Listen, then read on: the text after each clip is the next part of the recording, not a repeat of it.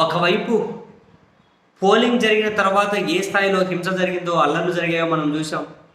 And పోలింగ్లో జరిగినటువంటి హింసాత్మక సంఘటనలన్నీ కూడా ఇప్పుడు వీడియోల రూపంలో చక్కర్లు కొడుతూ ఉన్నాయి. తెలుగుదేశం పార్టీ ఏ విధంగా ర్యాగింగ్ చేసింది, పోలింగ్ బూతులను క్యాప్చర్ చేసింది, వీడియోలన్నీ కూడా వాళ్ళను క్యాప్చర్ చేసినవే, అంటే వాళ్ళు పోలింగ్ బూతులను ఆక్రమించేసి రిగ్గింగ్ చేసినవే, వాళ్ళు వైసీపీ వాళ్ళ తలలు పగలగొట్టినవే బయటకు వస్తూ ఉన్నాయి. కానీ ఒక్క పిన్నెల్లి రామకృష్ణారెడ్డి ఈవీఎంను పగలగొట్టారు అనే ఒక వీడియో తప్ప, అదిగో వైఎస్ఆర్ కాంగ్రెస్ పార్టీ వాళ్ళు మొత్తం పోలింగ్ను ఆక్రమించారని, రిగ్గింగ్ చేశారని, ఇంకొకరి తలకాయలు పగలగొట్టారని చెప్పి ఒక్క వీడియో కూడా ఎలక్షన్ కమిషన్తో పొత్తులో ఉన్నటువంటి ఇటు తెలుగుదేశం పార్టీకి సంబంధించిన వీళ్ళు కూడా ఒక్కటి కూడా రిలీజ్ చేయలేకపోయారు. ఒక్క పిన్నెల్లే ఈవీఎం బద్దలు కొట్టినటువంటి అదొకటి తప్పితే కానీ అటువైపు నుంచి వీళ్ళు ఎట్లా రిగ్గింగ్ చేశారో, ఎట్లా వేరే వాళ్ళ ఓట్లు వేశారో, క్యూ లైన్లో ఉన్న వాళ్ళ మీద ఎట్లా దాడి చేశారో అన్నీ బయటకు వస్తున్నాయి. ఇవన్నీ చూసినటువంటి వైఎస్ఆర్ కాంగ్రెస్ పార్టీ కార్యకర్తలు కూడా, అరే ఏంట్రా బాబు, ఏం జరిగింది, ఇంత దారుణాలు జరిగాయా, అరే ఎలా ఉంటాయి గెలుపు అవకాశాలని ఒక రకమైన నిర్వేదంలోకి వెళ్ళిపోతున్నారు. దీనికి కారణం కూడా జగన్మోహన్ రెడ్డి గారి మౌనమేనేమో. ఇంత జరుగుతూ ఉన్నప్పుడు ఒక వైఎస్ఆర్ కాంగ్రెస్ పార్టీకి అధినేతగా, ఈ రాష్ట్ర ముఖ్యమంత్రిగా నేను ఇంతకుముందే చెప్పాను, సిగ్నల్ కూడా అంతనంత దూరంలో ఉన్నారా సార్ అని. మరి ఆయన ధైర్యం చెప్పాల్సిన చోట, వైసీపీ శ్రేణులకు ఆయన ధైర్యం చెప్పాల్సిన చోట, ఇటువంటి కుట్రలను కుతంత్రాలను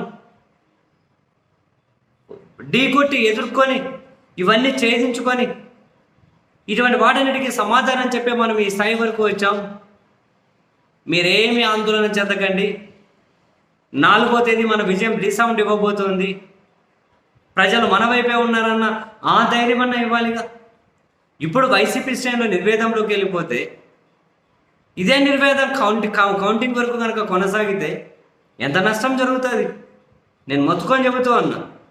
ఆ కౌంటింగ్ రోజు నష్టాన్ని చేకూర్చడం కోసమే ఇటు విపక్ష కూటమి ఈ స్థాయికి తెగబడుతున్నారు అని.